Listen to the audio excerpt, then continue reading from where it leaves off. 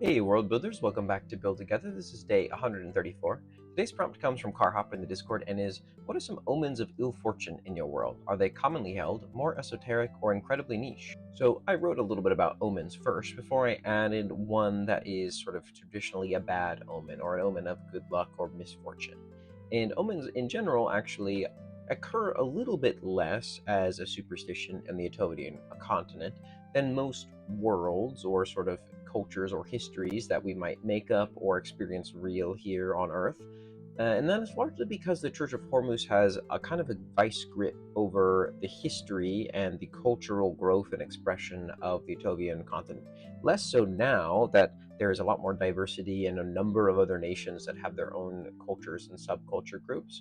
But the Church of Hormuz was so impactful in the early years of Etovia, and they had a very strict doctrine against no gods of fate or time.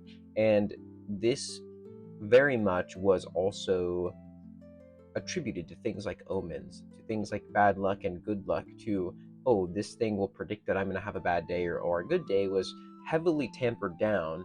And so you don't see them very much, but there are still always people that would love to be able to know just a little bit about the future, or just be able to rely on some elements of the day to day to tell them how their day is going to be.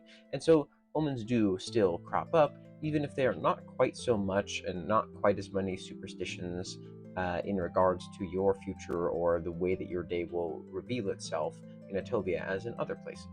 The omen that I did write is dangerous wind. If a kasaki, which are these little floating translucent green gas sacks that I talked about on another build together, if they are blown around, they usually travel on the currents of the wind, and if they're blown into their environment in such a way that it causes them to burst, whether that's on a sharp rock or a twig that pokes out, or a thorn or something along those lines, this is considered to be an ominous omen of bad luck to anyone who views this. And there's sort of an oral history of this, which goes as such.